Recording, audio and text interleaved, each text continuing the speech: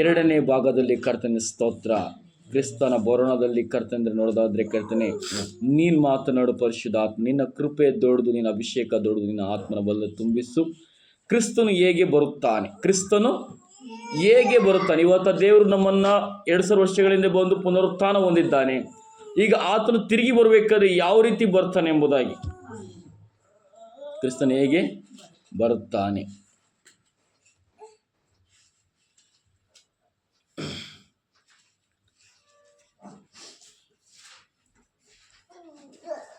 Points. ಆ ಅಕ್ಷರದಲ್ಲಿ ಗುಪ್ತವಾಗಿ ಎತ್ತಲ್ಪಡುವಾಗ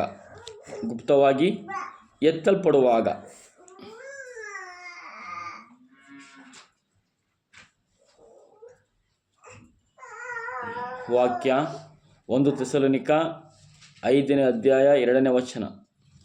ರಾತ್ರಿ ಕಾಲದಲ್ಲಿ ಕಳ್ಳನು ಹೇಗೆ ಬರುತ್ತಾನೋ ಹಾಗೆಯೇ ಕರ್ತನ ದಿನವು ಬರುವುದೆಂದು ನೀವೇ ಚೆನ್ನಾಗಿ ತಿಳಿದಿದ್ದೀರಲ್ಲ.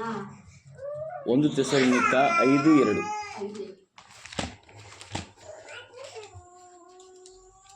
ನೋಡಿ ದೇವ ಮಕ್ಕಳ ಮೇಲೆ ಸ್ತೋತ್ರ. ರಾತ್ರಿಯ ಕಾಲದಲ್ಲಿ ಕಳ್ಳನು ಹೇಗೋ ಬರುತ್ತಾನೋ. ಕಳ್ಳ ಹೇಗೆ ಬರ್ತಾನೆ ರಾತ್ರಿ ದಿನಗಳಲ್ಲಿ? ಹೇಳಿ ಬರ್ತಾನ, ನಾನು ಇವತ್ತು ಬರ್ತೀನಿ ಎಂಬುದಾಗಿ. ಹಲ್ಲೆಲೂಯಾ. ಮರಣವಾದರೂ ಹೀಗೆ ನಾನು ಹೇಳಿ ಬರ್ತೀನಿ ಅಂತ ಹೇಳ್ತದ? ಇಲ್ಲ. ದೇವ ಮಕ್ಕಳ, ಯಾರು ಹೇಳಿ ಬರಲ್ಲ. ಹಾಗಿರ್ಬೇಕಾದ್ರೆ ನಿಮಗೆ ಸಮಸ್ಯೆಗಳು ಹೇಳಿ ಬರ್ತದ? ಇಕ್ಕಟ್ಟುಗಳು ನಾನು ಈಗ ಬರ್ತೀನಿ ಅಂತ ಹೇಳಿ ಬರ್ತದ? ಇಲ್ಲ. ರೋಗ ಈಗ ಹೇಳಿ ಬರ್ತಿದ್ದ, ಜ್ವರ ಬರ್ತೀನಿ ಅಂತ ಬರ್ತಾ? ಸೂಚನೆಗಳು ಕೊಡ್ಬೋದಷ್ಟೇ.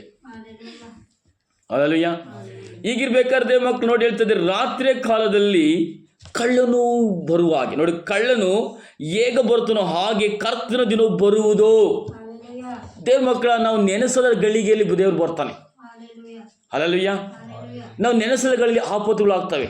ನಾವು ನೆನೆಸದ ಗಳಿಗೆಯಲ್ಲಿ ಏನು ಸಮಸ್ಯೆ ಕಾಣ್ತವೆ ಸ್ತೋತ್ರ, ನಾನು ಅನುಭವಿಸಿದ ಸ್ತೋತ್ರ. ಈಗಿರ್ಬೇಕಾದ್ರೆ ನಾವು ನೆನೆಸದ ಗಳಿಗೆಯಲ್ಲಿ ದೇವರು ಬರ್ತಾನೆ. ನಾವು ಸಿದ್ಧರಾಗಿ ನಿಂತ್ಕೋಬೇಕು. ಯಾವ ರೀತಿ 5 ಜನ ಬುದ್ಧಿವಂತ ಕನ್ನಿಕೆಯರಾಗಿಯೂ ನಾವು ಎಣ್ಣೆಯೂ ದೀಪವೂ ಎರಡೂ ಇರಬೇಕು ಸ್ತೋತ್ರ. ನಮ್ಮಲ್ಲಿ ಬರೀ ಎಣ್ಣೆ ಇದೆ, ದೀಪ ಇಲ್ಲ ಅಂದ್ರೆ ಆಗಲ್ಲ. ಹಲ್ಲೆಲೂಯಾ. ಎಣ್ಣೆನೂ ಇರಬೇಕು, ದೀಪನೂ ಇರಬೇಕು, ಅದು ಉರಿತಾ ಇರಬೇಕು ಸ್ತೋತ್ರ. ಹಲ್ಲೆಲೂಯಾ. ಹಾಗಿರ್ಬೇಕಾದ್ರೆ ಮತ್ತಾಯ ಬರ ಪತ್ರಿಕೆ 24:44 ಓದಿ. ಯಾರಾದ್ರು ಗೀತಾ ಓದಿ.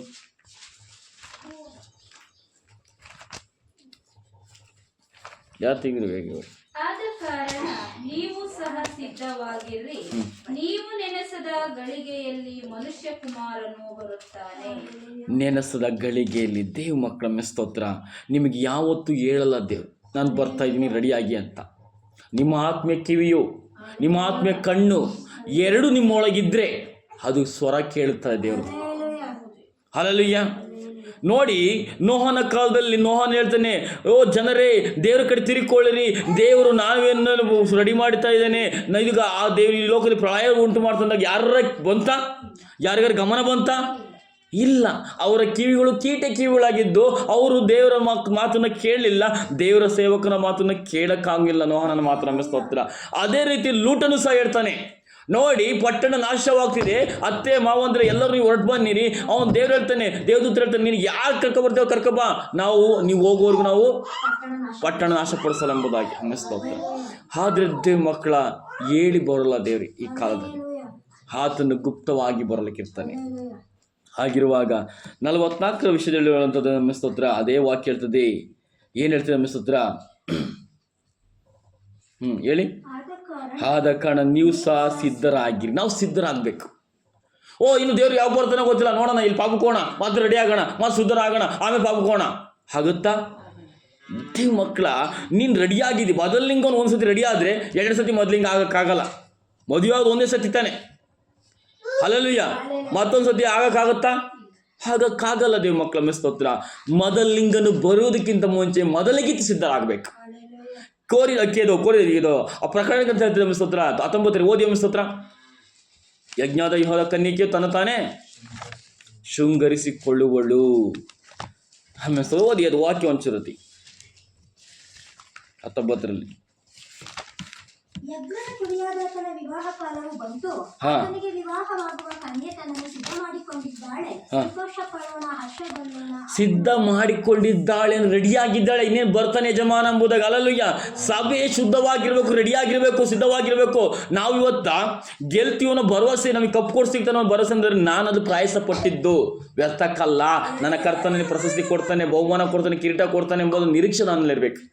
ನಾನು ಪರಲೋಕಕ್ಕೆ ಹೋಗ್ತೀನಿ ಎಂಬುದು ನನಗೆ ನಿರೀಕ್ಷೆ ಇರಬೇಕು, ನನ್ನ ಆತ್ಮಕ್ಕೆ ನನಗೆ ನಿರೀಕ್ಷೆ ಇರಬೇಕು, ಭರವಸೆ ಇರಬೇಕು. ಅಮ್ಮ ಸ್ತೋತ್ರ, ಹಲ್ಲೆಲೂಯಾ. ಆ ನಿರೀಕ್ಷೆಯಲ್ಲಿ ನಾವು ಬದುಕುವರಾಗಿರ್ಬೇಕು ದೇವ ಮಕ್ಕಳ. ಅಮ್ಮ ಸ್ತೋತ್ರ, ಹಲ್ಲೆಲೂಯಾ. ಅದಕ್ಕೆ ಹೇಳ್ತಿದ್ದೆ ಅಮ್ಮ ಸ್ತೋತ್ರ. ಮತ್ತಾಯ ಅದೇ 50 ಹೇಳ್ತಿದ್ವು, 24 ಓದಿ.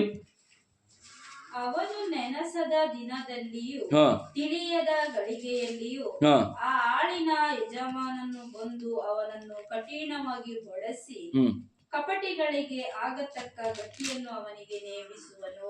ದೇವ ಮಕ್ಕಳ, ದೇವರಿಗೆ ಸ್ತೋತ್ರ ಮಾಡೋಣ. 50ರಲ್ಲಿ ಹೇಳುವಂಥ ವಿಷಯ ಏನು ಹೇಳ್ತಿದೆ ವಾಕ್ಯ? ಸ್ತೋತ್ರ. ಅವನು ನೆನೆಸದ ದಿನದಲ್ಲಿಯೂ ಒಮ್ಮೆ ಸ್ತೋತ್ರ. ಇವತ್ತಿನ ತಿಳ್ಕೊಳ್ಳಿದ್ದೀವಿ ಮಕ್ಕಳ, ತಿಂತಾ ಇದ್ದೀವಿ, ಕುಡಿತಿದ್ದೀವಿ, ಮದುವೆ ಮಾಡ್ಕೊಳ್ತಾ ಇದ್ದೀವಿ, ನೆನೆಸ್ತಾ ಇಲ್ಲ ದೇವ್ರನ್ನ, ಆರಾಧಿಸೋಕೆ ಆಗ್ತಾ ಇಲ್ಲ. ಅಮ್ಮ ಸ್ತೋತ್ರ. ಯಾವುದೋ ಒಂದು ಸಮಯದಲ್ಲಿ ನೆನೆಸ್ಕೊಳ್ತೀವಿ, ಮತ್ತೆ ಬಿಟ್ಬಿಡ್ತೀವಿ. ಅಮ್ಮ ಸ್ತೋತ್ರ. ನೆನೆಸದ ಗಳಿಗೆ ಯಾವಾಗ ಬರ್ತದೋ ಆಗಲೇ ದೇವ್ರು ಬರಲಿಕ್ಕಿಂತ. ನಮ್ಮ ಸ್ತೋತ್ರ. ಆ ನೆನೆಸದ ಗಳಿಗೆ ನಮ್ಮನ್ನು ಸೈತಾನನ್ನು ಪಾಪ ಕಡೆಗೆ ಹೇಳ್ಕೊಂಡು ಹೋಗ್ಬೋದು, ಮೋಸದ ಕಡೆ ಹೇಳ್ಕೊಂಡು ಹೋಗ್ಬೋದು, ಪಾಪ ಕೃತ್ಯಗಳು ಹೇಳ್ಕೊಂಡು ಹೋಗ್ಬೋದು, ನೆನೆಸದೇ ಇರ್ಬೋದು. ಅಮ್ಮ ಸ್ತೋತ್ರ. ಆ ಗಳಿಗೆ ಬಂದಾಗ ನೆನೆಸದ ಗಳಿಗೆ ದಿನದಲ್ಲಿಯೂ ತಿಳಿಯದ ಗಳಿಗೆಯಲ್ಲಿಯೂ ಆ ಆಳಿನ ಯಜಮಾನನು ಬಂದು ಅವನನ್ನು ಕಠಿಣವಾಗಿ ಹೊಡೆಸಿ ಕಪಟಿಗಳಿಗೆ ಆಗತಕ್ಕ ಗತಿಯನ್ನು ಅವನಿಗೆ ನೇಮಿಸುವನು. ದೇವ ಮಕ್ಕಳು, ಅದನ್ನೇ ಹೇಳ್ತೀನಿ, ಕೇಳಿಸ್ಕೊಳ್ಳಿ. ಮಿಸ್ ಸ್ತೋತ್ರ. ನಾನೀಗ ಪರಿಶುದ್ಧನಾಗಿದ್ದೀವಪ್ಪ, ಹೋಗ್ತಾ ಹೋಗ್ತಾ ಹೋಗ್ತಾ ಹೋಗ್ತಾ ಹೋಗ್ತಾ ಹೋಗ್ತಾ ಪಾಪವು ನನ್ನನ್ನೇನು ನನಗೆ ಯಾವ ಸುಖವೂ ಸಿಗಿಲ್ಲ ಅನ್ನೋ ರೀತಿಯಲ್ಲಿ ಎಲ್ಲವೂ ನಂಗೆ ಸೋಲು ಉಂಟಾಗಿ ಎಂಬುದಾಗಿ ಹೇಳ್ಕೊಂಡು ನಾನು ಪಾಪಕ್ಕೆ ಹೋದೆ ಅಂತ ತಿಳ್ಕೊಳ್ಳಿ. ಮಿಸ್ ಸ್ತೋತ್ರ, ಹಲ್ಲೆಲೂಯ. ಮತ್ತೆ ನಾನು ಶುದ್ಧನಾಗ್ತೀನಿ ಅನ್ನೋದು ಸಾಧ್ಯವೇ ಇಲ್ಲ. End chapter. ಅಮ್ಮ ಸ್ತೋತ್ರ. ನಾನು ಪರಿಶುದ್ಧನಾಗಿದ್ದು ಕೊನೆಯವರೆಗೂ ಪರಿಶುದ್ಧನಾಗಿದ್ದರೆ ಮಾತ್ರ ಆ ಕಾನಾನ್ ದೇಶಕ್ಕೆ ಹೋಗ್ಲಿಕ್ಕೆ ಸಾಧ್ಯ, ಆ ಪರಲೋಕಕ್ಕೆ ಹೋಗೋಕ್ಕೆ ಸಾಧ್ಯ. ಇಲ್ಲಿ ನಾನು ಪಾಪದಲ್ಲಿ ಈಗಿದ್ದೀನಪ್ಪ, ದೇವ್ರು ಬರೋಣ ಇನ್ನೂ ಸ್ವಲ್ಪ ದೂರ ಇರ್ಬೋದು ತಿಳ್ಕೊಂಡು, ನೀ ರೆಡಿಯಾಗಿ ಶುದ್ಧನಾದೋ, ನೀನು ದೇವ್ರ ಕಡೆ ತಿರ್ಕೊಂಡು ನೀನು ಕರ್ತನಲ್ಲಿ ಅದನ್ನೇ ಧ್ಯಾನಿಸ್ಕೊಂಡು ಜೀವಿಸ್ತಾ ಹೋಗ್ಬೇಕಮ್ಮ. ಸ್ತೋತ್ರ. ಪರಿಶುದ್ಧರಾಗಿ ಪವಿತ್ರತೆಯಲ್ಲಿ ತೊಳ್ಕೊಳ್ತಾ ಇರಬೇಕು. ಇವತ್ತು ನಾವು ಕೈಕಾಲು ಮುಖ ತೊಳೆದು ಸ್ನಾನ ಮಾಡ್ತೀವಿ, ಯಾಕೆ? ಕೊಳೆ ಹೊತ್ತಿ ಮೈಯಲ್ಲಿ ಬಟ್ಟೆ ಎಲ್ಲ ಗಲೀಜಾಗ್ತದೆ ಎಂಬುದಾಗಿ. ನಮ್ಮ ಆತ್ಮೀಯ ಮನುಷ್ಯ ಕೊಳೆಯಾದರೆ ದೇವರಾತ್ಮ ನಮ್ಮ ಒಳಗಿರೋಕ್ಕೆ ಸಾಧ್ಯವಿಲ್ಲ. ನಮ್ಮ ಒಳಗಿಡಿನಲ್ಲಿ ಮನಸ್ಸಿನೊಳಗಡೆ ಪಾಪ ತುಂಬಿಕೊಂಡ್ರೆ ದೇವರಾತ್ಮ ವಾಸಕ್ಕೆ ಸಾಧ್ಯವಿಲ್ಲ. ಅವು ನಮ್ಮ ಬಿಟ್ಟು ಹೋಗ್ತಾನೆ. ನಮ್ಮ ಸ್ತೋತ್ರ. ಈಗಿರುವಾಗ ನೆನೆಸದ ಗಳಿಗೆ, ತಿಳಿಯದ ಗಳಿಗೆ ಬಂದಾಗ ದೇವ್ರು ಬರ್ತಾನೆ. ಇವತ್ತು ಆಪತ್ತುಗಳಾಗ್ತವೆ, ನಮ್ಗೆ ಗೊತ್ತಿರೋದಿಲ್ಲ, ಇಂಥವ್ರು ಹಿಂಗೆ ಹೋದ್ರು, ಇಂಥವ್ರು ಹಿಂಗೆ ಆದ್ರು ಅಂತ. ಆದರೆ ನೆನೆಸಿರಕ್ಕಿಲ್ಲ, ಹಿಂಗಾಗುತ್ತೆ, ಈ ವಿಷಯಗಳು ಹಿಂಗಾಗುತ್ತೆ, ನಮ್ಮ ಜೀವನ ಹಿಂಗಾಗುತ್ತೆ, ನಮ್ಮ ಸಮಸ್ಯೆ ಹಿಂಗಾಗುತ್ತೆ ಅಂತ ಆಗೋದಿಲ್ಲ. ಆದಾಗ ಹಿಂಗಾಯ್ತಲ್ಲ ಎಂಬುದಾಗಿ ಅಂದ್ಕೊಳ್ತೇವೆ. ಸ್ತೋತ್ರ, ಹಲ್ಲೆಲೂಯಾ.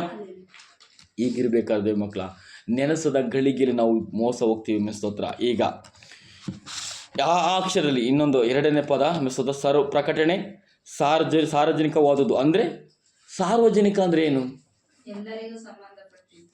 ಎಲ್ಲರಿಗೂ ಪ್ರಕಟಣೆ ಆಗುವಂಥದ್ದು. ಸ್ತೋತ್ರ. ಇವತ್ತು ಒಂದು ಊರಲ್ಲಿ ಒಂದು ವಿಷಯ ಹೇಳ್ಬೇಕಾದ್ರೆ ಒಂದು ಮೈಕಲ್ಲೋ ಇಲ್ಲ ಟೊಮೆಟೊಗಳು ಹೊಡೆದು ಸಾರಣೆ ಆಗ್ತದೆ. ಇಂಥ ಊರಲ್ಲಿ ನಮ್ಮ ಸಮಸ್ಯೆಗಳು ಹಿಂಗಿದೆ, ನಮ್ಮ ಊರು ಇಂಥವ್ರು ಬರ್ತಾರೆ, ಈ ಥರ ಎಚ್ಚರವಾಗಿರಿ, ಹಿಂಗೆ ರೋಡ್ ಕ್ಲೀನ್ ಮಾಡ್ಕೊಳ್ಳಿ, ಮುಖ್ಯಮಂತ್ರಿ ಬರ್ತಾರೆ, ಇನ್ಯಾರೋ ಬರ್ತಾರೆ ಎಂಬುದಾಗಿ ಹೇಳ್ಕೊಳ್ತೀವಿ. ಅದೇ ರೀತಿ ಪರಲೋಕ ದೇವರು ಬರುವುದನ್ನು ಎಲ್ಲರಿಗೂ ಪ್ರಕಟ ಆಗುವಂಥದ್ದಾಗಿದೆ. ಅದಕ್ಕೆ ಪ್ರಕಟಣೆ ಗ್ರಂಥ 1:7.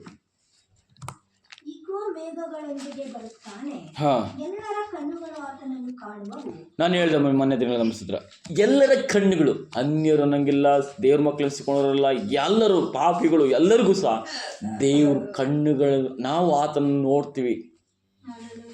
ಓದಿ. ಎಲ್ಲರ ಕಣ್ಣುಗಳು ಆತನನ್ನು ಕಾಣುವವು, ಆತನನ್ನು ಹಿರಿದವರು ಸಹ ಕಾಣುವರು.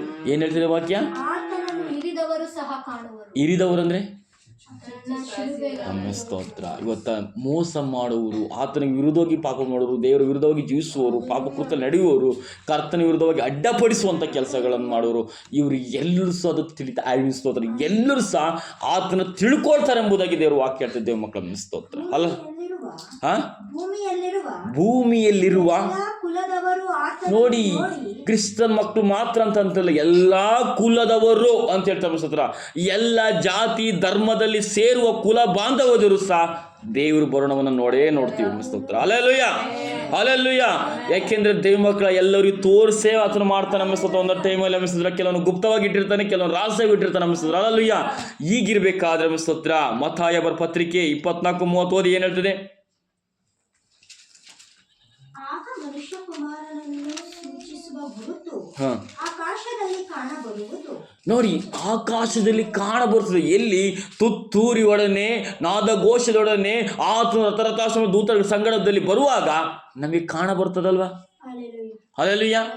ಇವತ್ತು ಮೋಡ ಆಯ್ತು ಅಂದ್ರೆ ಕಾಣ್ತಿದೆ, ಮಳೆ ಬಂದ್ರೆ ಕಾಣ್ತಿದೆ, ಸೂರ್ಯ ಪ್ರಕಾಶಿಸಿದ ಕೆಂಪಾದ ಇನ್ಯಾವುದೋ ಥರ ರೆಡ್ ಆದ ಇನ್ನೊಂದು ಥರ ಕಲರ್ ಆದ ಅಂದ್ರೆ ಕಾಣ್ತೀವಲ್ವಾ? ದೇವ ಮಕ್ಕಳ ದೇವರು ಬರೋಣ ಸೂಚನೆಗಳು ಆಕಾಶದಲ್ಲಿ ಒಂದು ಪಿಕ್ಚರ್ನಾಗ ನೋಡ್ತೀವಿ, ಅದೇ ರೀತಿ ನಾವು ಸಹ ಆತನು ನನ್ನ ಕಣ್ಣಾರೆ ನೋಡ್ತೀವಿ ಎಂಬ ಸ್ತೋತ್ರ. ಇದು ದೇವರ ಲಿಖಿತವಾದ ಬೈಬಲ್ ಸತ್ಯವೇದವು ಹೇಳುವಂಥದ್ದು ಸತ್ಯವಾಗಿದೆ. ಹಲ್ಲೆಲೂಯಾ. ಯಾಕೆಂದ್ರೆ ದೇವ ಮಕ್ಕಳ ಭೂಮಿ ಆಕಾಶ ಅಳಿದು ಹೋಗ್ತವೆ, ದೇವರ ವಾಕ್ಯ ಒಂದು ಕೊಂಬಾದರೂ ಅಳಿದು ಹೋಗಲಿಕ್ಕೆ ಸಾಧ್ಯವೇ ಇಲ್ಲ. ಹಲ್ಲೆಲೂಯಾ. ಆಮೆನ್ ಸ್ತೋತ್ರ. ಈಗ ಮೂರನೇದ ಸ್ತೋತ್ರ, ಕ್ರಿಸ್ತನು ಎಲ್ಲಿಗೆ ಬರುತ್ತಾನೆ? ಎಲ್ಲಿಗೆ ಬರ್ತಾನೆ ಕ್ರಿಸ್ತನ? ಹಾಗಾದ್ರೆ ಆಮೆನ್ ಸ್ತೋತ್ರ. ಇದು ಇಂಪಾರ್ಟೆಂಟ್ ಅಲ್ವಾ? ಜಕರ್ಯ 14:4 ಓದಿ. ನಾವು ಒಳ್ಳೆದಿನ ತಿಳ್ಕೊಳ್ಳೋಣ ಫಸ್ಟ್. ಆಮೆನ್ ಸ್ತೋತ್ರ. ಕ್ರಿಸ್ತನು ಎಲ್ಲಿಗೆ ಬರುತ್ತಾನೆ? ಎಲ್ಲಿಗೆ ಬರ್ತಾನೆ ಹಾಗಾದ್ರೆ?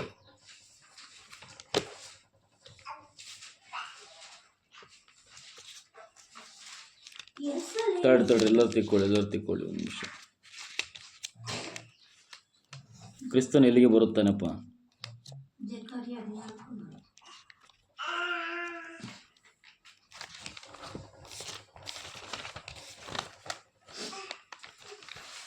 ಎಲ್ಲಿ ಬರುತ್ತದೆ?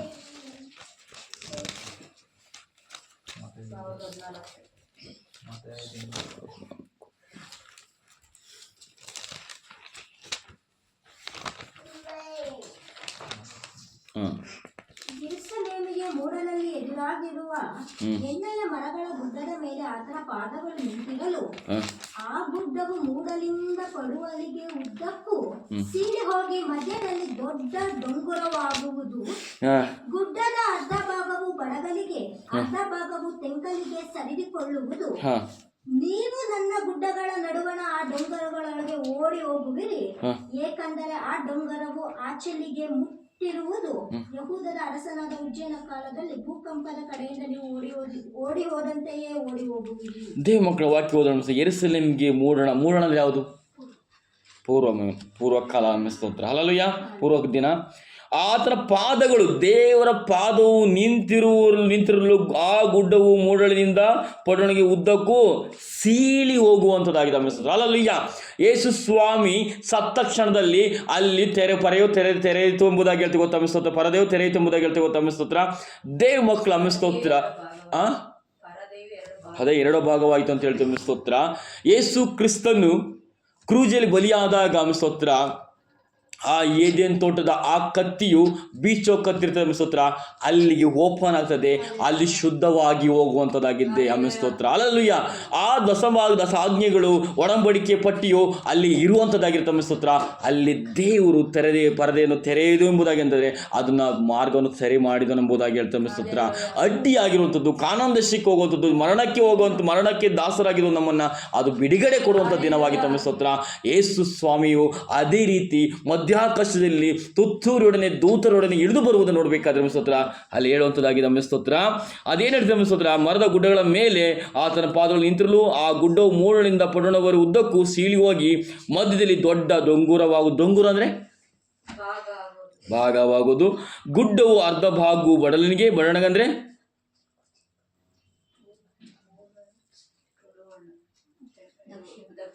ದಕ್ಷಿಣಕ್ಕೆ, ಅರ್ಧ ಭಾಗವು ತೆಕ್ಕಣಕ್ಕೆ ಸರಿದು ಒಂದು ಉತ್ತರಕ್ಕೆ ಸರಿದು ಹೋಗುವುದು.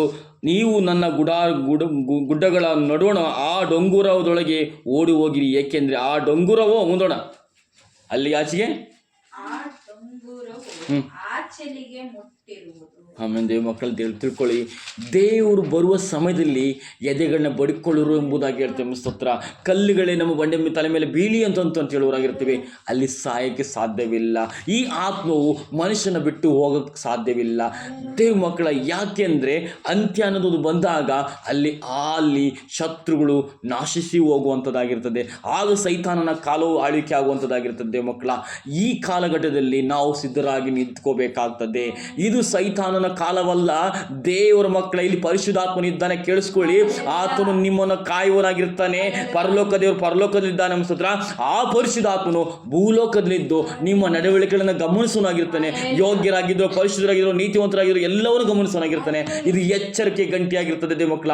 ದೇವರು ಬರೋ ಕಾಲದಲ್ಲಿ ನಮ್ಮ ಪವಿತ್ರ ಆತ್ಮನು ನಮ್ಮನ್ನು ಶುದ್ಧ ಮಾಡಲಿಕ್ಕೆ ರೆಡಿ ಆಗಿರುವುದಾದ್ರೆ, ನೀವು ಒಪ್ಪಿಸಿಕೊಡೋದಾದ್ರೆ ಆತನು ಶುದ್ಧ ಮಾಡುತ್ತಾನೆ. ನಮ್ಮ ಸ್ತೋತ್ರ. ಹಲ್ಲೆಲೂಯ. ಹೇಗಿರಬೇಕಾದ್ರೆ 1 ಥೆಸಲೋನಿಕ 4:17 ಓದಿ. ಸ್ತೋತ್ರ. 1 ಥೆಸಲೋನಿಕ 4:17. ಆಗ ಕ್ರಿಸ್ತನಲ್ಲಿರುವ ಸತ್ತವರು ಮೊದಲು ಎದ್ದು ಬರುವರು. ನೋಡಿ, ಕ್ರಿಸ್ತನಲ್ಲಿರುವರು. ಓದಿ.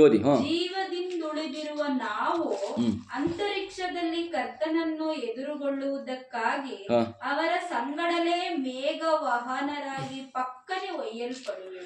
ನೋಡಿ ಹೇಳ್ತಿದ್ದೆ ಸ್ತೋತ್ರ. ಆಗ ಕ್ರಿಸ್ತನಲ್ಲಿರುವವರು ಅಂದ್ರೆ ದೇವರ ವಾಕ್ಯದ್ದೇ ಜೀವಿಸಿ ಸತ್ಯದಲ್ಲಿ ನಿಂತುಕೊಳ್ಳುವ ಸತ್ತವರು ಅವರೇ ಮೊದಲು ಬರುತ್ತಾರೆ ಅಂತ ಹೇಳ್ತಾರೆ ಸ್ತೋತ್ರ. ಎದ್ದು ಬರು. ಆಮೇಲೆ ಜೀವಿತದಲ್ಲಿ ಉಳಿದಿರುವ ಅಂದ್ರೆ ಅಲ್ಲಿ ಭೂಲೋಕದಲ್ಲಿ ಉಳಿದಿರುವಂಥವ್ರು ನಾವು ಸಹ ಅಂತರಿಕ್ಷ ಅಂದ್ರೆ ಆಕಾಶದಲ್ಲಿ ಸ್ತೋತ್ರ. ಅಂತರಿಕ್ಷದಲ್ಲಿ ಕರ್ತನ ಎದುರುಗೊಳ್ಳುವುದಕ್ಕಾಗಿ ಅವರ ಸಂಗಡ ದೊಡನೆ ಮೇಘ ವಾಹನವಾಗಿ ಪಕ್ಕನೆ ಒಯ್ಯಲ್ಪಡುವೆ ಅಂತಂದ್ರೆ ದೇವ ಮಕ್ಕಳ, ನಿಮ್ಮೊಳಗೆ ಪವಿತ್ರಾತ್ಮನಿಲ್ಲಿರಬೇಕು. ಅವಿಸ್ತಾರ. ನಿಮ್ಮೊಳಗೆ ಪವಿತ್ರಾತ್ಮನ ಇದ್ದರೆ ಮಾತ್ರವೇ ನಿಮ್ಮ ಆತ್ಮ ಪರಲೋಕ ಹೋಗೋಕ್ಕೆ ಸಾಧ್ಯ.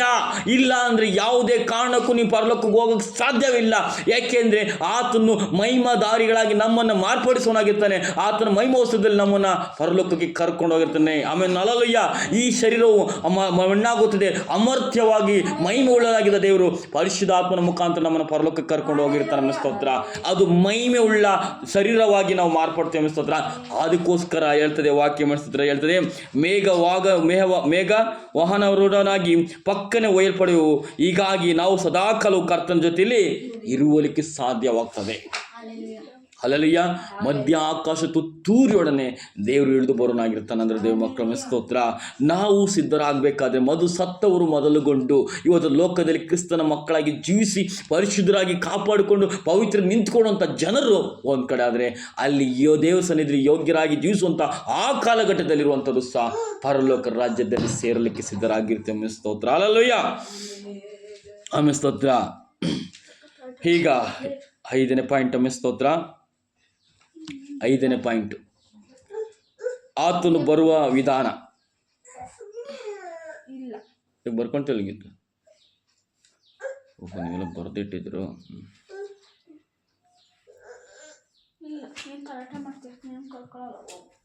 ಆತನು ಬರುವ ವಿಧಾನ ಸ್ತೋತ್ರ. ಎಲ್ಲಿ ಬರ್ತಾನೆ ದೇವರು? ಹಲ್ಲೆಲೂಯ.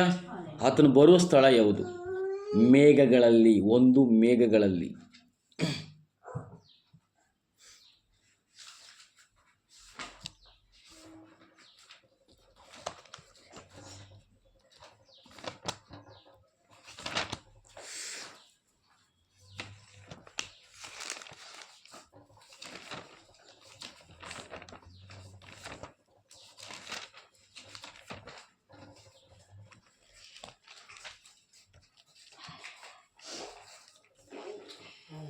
ಓದಿ.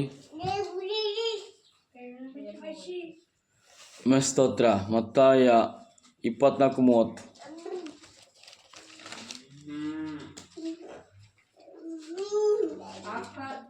ಆಗ ಮನುಷ್ಯಕುಮಾರನನ್ನು ಸೂಚಿಸುವ ಗುರುತು ಆಕಾಶದಲ್ಲಿ ಕಾಣಬರುವುದು. ಆಗ ಭೂಲೋಕದಲ್ಲಿರುವ ಎಲ್ಲಾ ಕುಲದವರು ಎಲೆಗೊಳ್ಳುವರು ಮತ್ತು ಮನುಷ್ಯಕುಮಾರನು ಬಲದಿಂದಲೂ ಬಹು ಮಹಿಮೆಯಿಂದಲೂ ಆಕಾಶದ ಮೇಘಗಳ ಮೇಲೆ ಬರುವುದನ್ನು ಕಾಣುವರು. ದೇವ ಮಕ್ಕಳ ಗಮನವಿರಲಿ ಸ್ತೋತ್ರ. ನೋಡಿ, ದೇವ್ರು ಎಲ್ಲಿ ಬರ್ತಾನೆ, ಯಾವಾಗ ಬರ್ತಾನೆ, ಎಲ್ಲಿ ಬರ್ತಾನೆ ಅಂತಾರೆ ಮೇಘಗಳಲ್ಲಿ ಅಂತ ಹೇಳಿದ್ರೆ ಸ್ತೋತ್ರ. ಆಗ ಮನುಷ್ಯ ಕುಮಾರನು ಸೂಚಿಸುವ ಗುರುತು ಯಾವುದು? ಆಮೇಲೆ ಸ್ತೋತ್ರ, ಆಕಾಶದಲ್ಲಿ ಆತನು ತುತ್ತೂರಿಯೊಡನೆ ದೂತರ ಸಂಗಡ ತನ್ನ ಜನರನ್ನು ಕರ್ಕೊಂಡು ಹೋಗಲಿಕ್ಕೆ ಬರಲಿಕ್ಕೆ ಇರ್ತಾನೆ. ಆಮೇಲೆ ಸ್ತೋತ್ರ, ಜಯ ಹೊಂದಿದಂಥ ಜನರು, ಕರ್ತನಿಗೋಸ್ಕರ ರಕ್ತ ಸಾಕ್ಷಿ ಜನರು ಆಮೇಲೆ ಸ್ತೋತ್ರ, ಆತನಲ್ಲಿ ಪರಿಶುದ್ಧತೆಯನ್ನು ಇರುವಂಥ ಜನರು ಆಮೇಲೆ ಸ್ತೋತ್ರ ಬರುವಾಗ ಹೇಳ್ತದೆ, ಆಗ ಭೂಲೋಕದಲ್ಲಿರುವ ಎಲ್ಲ ಕುಲದವರು, ಎಲ್ಲ ಕುಲ, ಅದಕ್ಕೆ ಹೇಳ್ತಾರೆ ಪ್ರಕಟಣೆ ಅಂತ ಹೇಳ್ತಾರೆ, ಎಲ್ಲ ಕುಲದವರಿಗೂ ಆತನ ನಮ್ಮ ಕಣ್ಣುಗಳು ಆತನ ನೋಡುವಂಥದ್ದು ಹೇಳ್ತಾರೆ ಆಮೇಲೆ ಸ್ತೋತ್ರ. ಎಲ್ಲ ಕುಲದವರು ಎದೆ ಬಡ್ಕೊಳ್ತಾರೆ, ಅಯ್ಯೋ ನಾನು ನಿಜವಾದ ದೇವರನ್ನ ಆರಿಸಲಿಲ್ಲ, ಕಲ್ಲು ಬಂಡೆಗಳ ವಿಗ್ರಹಗಳಿಗೆ ಹೋಗಿ ಉರುಳು ಸೇವೆ ಮಾಡಿ ವ್ರತಗಳು ಮಾಡಿ ಎಂಬುದಾಗಿ ಕೂಗಿಕೊಳ್ಳುವಂಥ ಜನರು ಈ ಕಾಲದಲ್ಲಿ ಬರ್ತಾರೆ ದೇವ ಮಕ್ಕಳ ಮೇಲೆ ಸ್ತೋತ್ರ. ಇವತ್ತು ನಾವು ಹೇಳುವುದಾದ್ರೆ ಅದನ್ನು ವಿರೋಧ ಅಂತ ಹೇಳ್ತೇವೆ ಸ್ತೋತ್ರ. ದೇವರಿಗೆ ಒಂದು ತೋರಿಸಲ್ಪಡುವಾಗ ಸ್ತೋತ್ರ ಗೊತ್ತಾಗ್ತದೆ ನಾವು ಯಾರನ್ನ ಆ ದೇವರಂತ ಆರಾಧಿಸಿದೆ ಎಂಬುದಾಗಿ ಸ್ತೋತ್ರ. ಹಲ್ಲೆಲೂಯಾ. ಯಾಕೆಂದ್ರೆ ನಾವು ಇವಾಗ ಹೇಳಬಹುದಾದ್ರೆ ಸ್ತೋತ್ರ, ನಮ್ಮನ್ನು ಒಡೆದು ಕೊಂದು ನಾಶಪಡಿಸಲಿಕ್ಕೆ ಇರ್ತಾರೆ ಸ್ತೋತ್ರ. ಆದರೆ ದೇವರೇ ಎಂದು ಬಂದು ತೋರಿಸಲ್ಪಡುವಾಗ ಸ್ತೋತ್ರ ಹೇಳ್ತದೆ, ಏನು ಹೇಳ್ತದೆ ಸ್ತೋತ್ರ, ಅವರು ಎದೆ ಬಡಿಕೊಳ್ಳುವರು ಮತ್ತು ಮನುಷ್ಯ ಕುಮಾರನ್ನು ಬಲದಿಂದಲೂ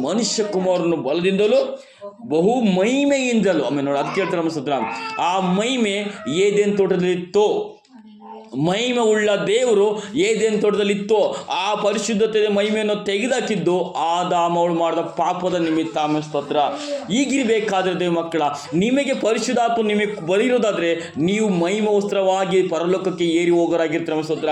ನೀವು ದೇವರ ಮಹಿಮೆಯುಳ್ಳ ದೇವ್ರನ್ನ ನೋಡಲಿಕ್ಕೆ ಸಾಧ್ಯವಾಗ್ತದೆ. ಆದಾಮವಳು ಆಗ ಮುಖಾಮುಖಿಯಾಗಿ ಹೇಗೆ ಮಾತಾಡ್ತಿದ್ರು ನೋಡ್ತಾ ಇದ್ರು ಆಮೇಲೆ ಸ್ತೋತ್ರ. ಈಗಲೂ ಸಹ ಆ ಕಾಲಘಟ್ಟಗಳನ್ನ ನೋಡಲಿಕ್ಕೆ ಇರ್ತೇವೆ ಆಮೇಲೆ ಸ್ತೋತ್ರ. ಅದೇ ಮಹಿಮೆಯುಳ್ಳ ಜೀವಿತ ಆಮೇಲೆ ಸ್ತೋತ್ರ. ಹಲ್ಲೆಲೂಯಾ. ನಾವು ಅಭಿಷೇಕ ಹೊಂದ್ಬೋದು, ದಿಕ್ಸ ತೆಗೆದುಕೊಳ್ಬೋದು, ಮಹಿಮೆ ಉಳ್ಳ ಜೀವಿತವನ್ನು ಹೊಂದಬೇಕಮ್ಮೆ. ಹಲ್ಲೆಲೂಯಾ. ಅದಕ್ಕೆ ಹೇಳ್ತೀವಿ ನಮ್ಮ ಓದಿಕೆ ನಮ್ಮ ಸ್ತೋತ್ರ, ಬಲದಿಂದಲೂ ಮಹಿಮೆಯಿಂದಲೂ ಆಕಾಶ ಮೇಘಗಳ ಮೇಲೆ ಬರುವುದನ್ನು ನಾವು ಕಾಣುವ ಎಂಬುದಾಗಿ ಹೇಳ್ತೇವೆ ಸ್ತೋತ್ರ. ಹಲ್ಲೆಲೂಯಾ. ನಾವು ದೇವರ ಸನ್ನಿಧಿಯಲ್ಲಿ ಕಾಣೋರಾಗಿರ್ತೇವೆ ಸ್ತೋತ್ರ. ಆಮೇಲೆ ಸ್ತೋತ್ರ. ಎರಡನೇದು, ತಂದೆ ಮಹಿಮೆಯೊಡನೆ. ಯಾರ ಮಹಿಮೆಯೊಡನೆ ಬರ್ತಾನೆ ದೇವರು? ತಂದೆ ಮಹಿಮೆಯೊಡನೆ ಸ್ತೋತ್ರ. ಓದೋಣ ಸ್ತೋತ್ರ. ಮತ್ತಾಯ 16:27.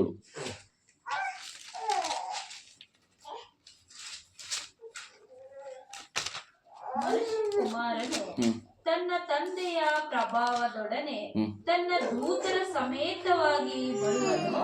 ಆವಾಗ ಆತನು ಒಬ್ಬೊಬ್ಬರಿಗೆ ಅವನವನ ನಡತೆಗೆ ತಕ್ಕ ಫಲವನ್ನು ಕೊಡುವನು. ನೋಡಿ ದೇವ ಮಕ್ಕಳ ಸ್ತೋತ್ರ. 16:27 ಹೇಳ್ತದೆ ಸ್ತೋತ್ರ. ಸ್ತೋತ್ರ ಸ್ತೋತ್ರ. ನೋಡಿ, ಮನುಷ್ಯ ಕುಮಾರ್ ತನ್ನ ತಂದೆಯ ಪ್ರಭಾವದೊಡನೆ, ತಂದೆಯ ಕೊಟ್ಟದ ಅಧಿಕಾರದಲ್ಲಿ, ತಂದೆ ಕೊಟ್ಟದ ಬಲದಿಂದಲೇ ಸ್ತೋತ್ರ ಬರುವಾಗ ತನ್ನ ದೂತರ ಸಮೇತ. ಯಾರ ಸಂಗಡ ಬರ್ತಾನೆ ದೇವರು? ಒಬ್ಬರೇ ಬರ್ತಾನ, ದೂತರ ಸಮೇತವಾಗಿ ಬರುವನು. ಆಗ ಅವನು ಒಬ್ಬೊಬ್ಬ ಮನುಷ್ಯನಿಗೆ ಆಮೇಲೆ ಸ್ತೋತ್ರ, ನೀನು ಕರ್ತನಿಗೋಸ್ಕರ ಯೋಗ್ಯನಾಗಿದೆಯೋ, ಪರಿಶುದ್ಧನಾಗಿದೆಯೋ, ರಕ್ತಸಾಕ್ಷಿಯಾಗಿದೆಯೋ, ನೀತಿವಂತನಾಗಿದೆಯೋ, ಹೇಗಿದೆಯೋ ಎಂಬುದಾಗಿ ಎಲ್ಲ ಪ್ರತಿಫಲವನ್ನು ದೇವರು ಕೊಡ್ತಾನೆ. ಹಲ್ಲೆಲೂಯಾ. ದೇವ ಮಕ್ಕಳ ಆಮೇಲೆ ಸ್ತೋತ್ರ. ಎಲ್ಲಿ ಅಂತ ಹೇಳಿ ಕೇಳಿಸ್ಕೊಳ್ಳಿ ಸ್ತೋತ್ರ. ಎಲ್ಲರಿಗೂ ಅಲ್ಲ, ಆದುಕೊಂಡ ಜನರಿಗೆ ಪ್ರತಿಫಲವನ್ನು ಕೊಡುವನಾಗಿದ್ದಾನೆ. ಲೋಕದಲ್ಲಿ ಪಾಪದಲ್ಲಿ ಇಟ್ಕೊಂಡವರಿಗೆ ಪ್ರತಿಫಲ ಅಲ್ಲ, ಅವನು ಪರೀಕ್ಷಿಸ್ತೇದಲ್ಲ. ವಾಕ್ಯ ಓದಿ ಅಮಿಸಿದ್ರೆ, ತನ್ನ ತಂದೆಯ ಪ್ರಭಾವದೊಡನೆ ತನ್ನ ದೂತರ ಸಂಗಡ ಸಮೇತ ಬರುವಾಗ ಆತನು ಒಬ್ಬೊಬ್ಬನಿಗೆ ಅವನವನ ನಡತೆಗೆ ತಕ್ಕ, ಅವನವನ ತಕ್ಕ ಹೇಗೆ ನಡ್ಕೊಂಡಿದ್ದಾನೆ, ಅವನು ಯಾವ ತರ ಜೀವಿಸನ ಅವನಿಗೆ ಕೊಡುವನು. ನಿಮಗೆ ನಿಜವಾಗಿ ಹೇಳ್ತೇನೆ, ಇಲ್ಲಿ ಕೆಲವರು ಮನುಷ್ಯ ಕುಮಾರನು ತನ್ನ ರಾಜ್ಯದಲ್ಲಿ ಬರುವುದನ್ನು ನೋಡುವ ತನಕ ಮರಣ ಹೊಂದುವುದಿಲ್ಲ. ದೇವ ಮಕ್ಕಳ ಸ್ತೋತ್ರ. ದೇವರು ಹೇಳುವಂಥ ವಾಕ್ಯ ಹೇಳ್ತದೆ ಸ್ತೋತ್ರ. ಅಲ್ಲಿ ಹೇಳ್ತದೆ, ಇಲ್ಲಿ ನಿಂತಿರುವವರೊಳಗೆ ಕೆಲವರು ಮನುಷ್ಯ ಕುಮಾರ್ ತನ್ನ ರಾಜ್ಯದಲ್ಲಿ ಬರುವುದನ್ನು ನೋಡೋ ತನಕ. ಹಲ್ಲೆಲೂಯಾ. ಮರಣ ಹೊಂದುವುದಿಲ್ಲ. ಯಾರಿಗೆ ಹಂಗಾರೆ? ಯೋಹಾನನಿಗೆ ಸ್ತೋತ್ರ. ಕರ್ಕಳಿ ಮಗನ ಸ್ತೋತ್ರ. ದೇವ ಮಕ್ಕಳ ಈ ವಾಕ್ಯ ನಾನು ಆಮೇಲೆ ಚರ್ಚಿಸ್ತೀನಿ. ಆಮೇಲೆ ಸ್ತೋತ್ರ. ಹಲ್ಲೆಲೂಯಾ. ಆಮೇಲೆ ಸ್ತೋತ್ರ. ಹಲ್ಲೆಲೂಯಾ. ದೇವ ಮಕ್ಕಳ ಈ ವಿಷಯ ಯಾರಿಗೆ ದೇವರು ಹೇಳಿದ್ದಾನೆ ಎಂಬುದನ್ನು ನಾವು ಗಮನಿಸೋಣ. ಆಮೇಲೆ ಸ್ತೋತ್ರ. ಕರ್ತನ ಮಕ್ಕಳೇ, ದೇವರ ಭರಣದಲ್ಲಿ ನಾವು ಪ್ರತಿಯೊಬ್ಬರು ಸಹ ಪ್ರತಿಫಲವನ್ನು ಹೊಂದಿದವರಾಗಿರಬೇಕು. ನಮ್ಮ ನಡತೆ ಹೇಗಿದೆ, ನಮ್ಮ ಸರಿಪಡಿಸ್ಕೊಳ್ಬೇಕಾಗುತ್ತದೆ. ನಮ್ಮ ಕ್ರಿಯೆಗಳೆಂಥದ್ದು, ನಮ್ಮ ಸ್ವಭಾವ ಎಂಥದ್ದು, ನಾವು ಯೋಗ್ಯರಾಗಿದ್ದೀವಾ, ನಾವು ದೇವ್ರು ನೋಡ್ತಾ ಇದ್ದೀವಾ, ದೇವ್ರು ಆರಿಸ್ತಿದೀವಾ, ದೇವ್ರ ಸ್ವರ ಕೇಳ್ತಾ ಇದ್ದೀವಾ ಎಂಬುದು ದೇವ್ರ ಮಕ್ಕಳನ್ನು ನಾವು ಪರೀಕ್ಷಿಸ್ಕೊಂಡು ನಾವು ನೀಟಾಗಿ ನಿಂತ್ಕೋಬೇಕಾಗಿದೆ. ನಮ್ಮ ಸ್ತೋತ್ರ. ಹಲ್ಲೆಲೂಯಾ. ನಾವು ಪಾಪದಲ್ಲಿ ಇರ್ಕೊಂಡು ನಾವು ಪರಿಶುದ್ಧ ದೇವರೇ ಬಾ ಬಾ ಬಾ ಅಂತಂದಾಗ ನಾವು ನರಕಕ್ಕೆ ಹೋದರೆ, ಎದೆ ಬಡ್ಕೊಳ್ಳೋರಾದರೆ ಯಾವ ಪ್ರಯೋಜನಕ್ಕೂ ಇರೋದಿಲ್ಲ. ಹಲ್ಲೆಲೂಯಾ. ದೇವ್ ಮಕ್ಕಳ ನಮ್ಮನ್ನು ನಾವು ಸರಿಪಡಿಸ್ಕೊಳ್ಬೇಕಾಗಿದೆ, ಕ್ರಮೀಕರಿಸ್ಕೊಳ್ಬೇಕಾಗಿದೆ. ಅದಕ್ಕೋಸ್ಕರ ದೇವರೇ ಮಕ್ಕಳ ನಾವು ಕಾಯಬೇಕಾಗ್ತದೆ. ದೇವ್ರ ನಮ್ಮ ಸ್ತೋತ್ರ. ಹಲ್ಲೆಲೂಯಾ. ಈಗ ಮೂರನೇದು, ತನ್ನದೇ ಮಹಿಮೆಯೊಡನೆ. ಯಾರೊಡನೆ ಈಗ ಹೇಳ್ತಿದ್ದು? ಫಸ್ಟು ತಂದೆ ಮಹಿಮೆಯೊಡನೆ ಅಂತ ಬಂತು, ಈಗ ತನ್ನದೇ ಮಹಿಮೆಯೊಡನೆ. ಆಮೆನ್, ಸ್ತೋತ್ರ. ಹಲ್ಲೆಲೂಯಾ. ಮತ್ತಾಯಿ